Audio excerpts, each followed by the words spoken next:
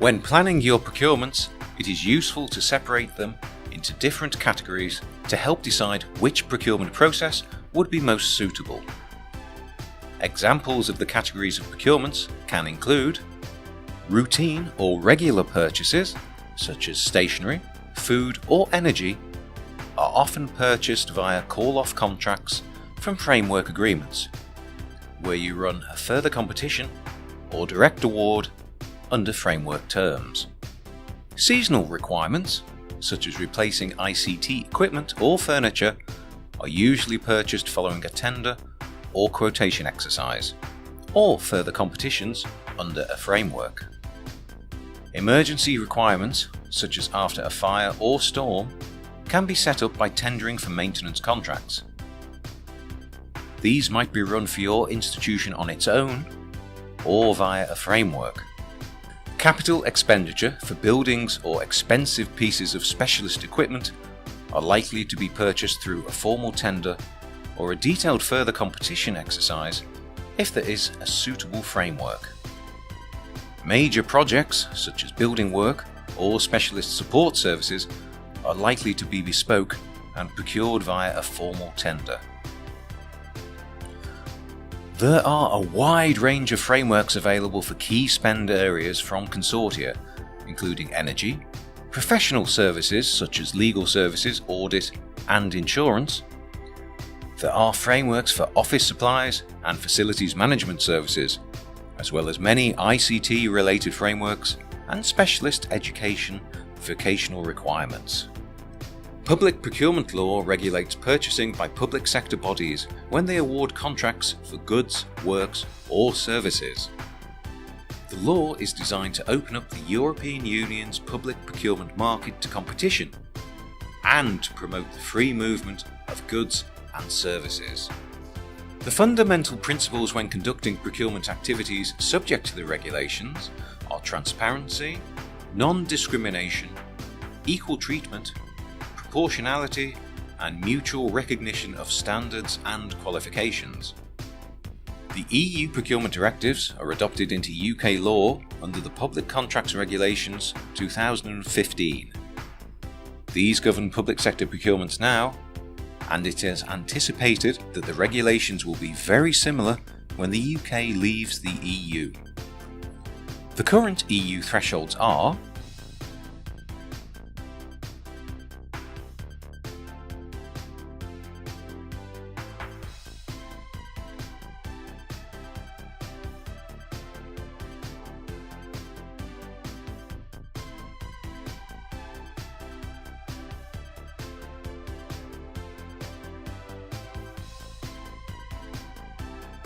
if your contract value exceeds the EU thresholds, you must normally advertise the contract in the official journal of the European Union and on Contracts Finder, following the procedures in the regulations. There is also a requirement for further education colleges, when procuring contracts above £25,000, to publish contract award notices and potentially contract opportunities where these are already being openly advertised on Contracts Finder. This does not apply to schools, academies, or sixth form colleges. There will be more detailed training available on EU rules, the Public Contracts Regulations, and Contracts Finder in a dedicated training video. In the meantime, guidance to the regulations is available on FELP or through your CPC Regional Procurement Advisor. What is value for money? Value for money includes financial savings that can be reinvested in your institution's priorities. Value for money can be the confirmation that the goods or services purchased are fit for purpose, ensuring that your suppliers deliver as agreed with you and that your legal and financial obligations are complied with. How can you achieve value for money? Paying less for the same product, or paying the same amount for a better quality of product when better quality is a benefit. You might get added value at no extra cost, such as additional training or enhanced support. Value for money might be reducing your institution's exposure to risk, streamlining your processes in procuring goods or services, or by becoming more sustainable in what or how you buy. One way of ensuring the value for money is obtained is to consider whole life costs when procuring goods or services. This starts with the initial setup costs, including the purchase price, installation costs and training. Then consider the running costs, along with any consumables you'll need or maintenance costs. Finally, you should evaluate the end of life of the purchase. With goods, this might be potential income from a sale, or the cost to dispose of it.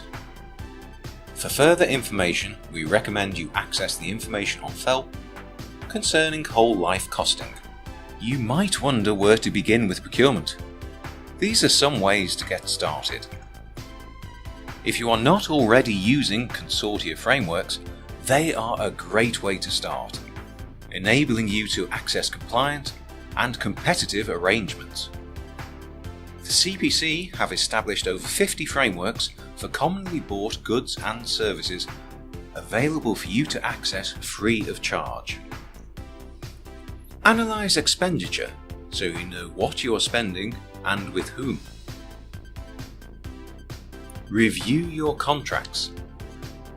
This is a great opportunity to find out what contracts you have and when they are coming up for renewal. It's also worthwhile looking at the procurement practices of other institutions and sharing best practice.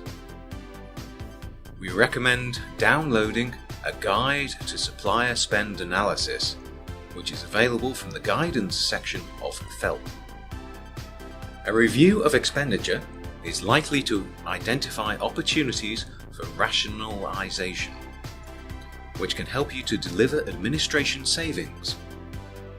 You might consolidate orders and simplify the invoicing process within your institution and in collaboration with suppliers. You could consider all payment mechanisms where cost can be reduced with electronic billing or payment cards for low-value items. Further information on the use of payment cards is available in Step 4 of the Procurement Route Map on FELP, which also provides additional information on the payment of invoices. Ensure there is collaboration across key spend areas in your institution, such as cleaning, catering, stationery, maintenance and transport. Collaboration avoids the duplication of resource and is a process whereby significant savings can be achieved. You may also consider collaborating with other institutions in your region. The CPC organises regional procurement network meetings to help facilitate collaboration in the education sector. Visit the CPC website for further information on the Procurement Advisory Group network meetings. Benchmark suppliers you are using and compare them with other institutions or consortia frameworks. CPC offer a free benchmarking service, comparing your purchases with the alternatives available under their frameworks. We hope you have found this training video useful. As an introduction, we hope it inspires you on to further development. To assist in your procurement journey, we have included details about organisations in the sector who can help you, including CPC, the Further Education Library of Procurement, and the Department for Education. There are a number of helpful exercises available online for you to work through following this video. We welcome feedback and hope you will come back soon for our future training videos, including procurement strategy, European Union public contracts regulations, legal training, and more. We would like to thank Shirley Lewington for the use of her training material, which was the foundation for this video. We are very grateful to Trafford College for creating the animation and recording the audio. Last but not least, we would like to thank you for taking the time to watch the video.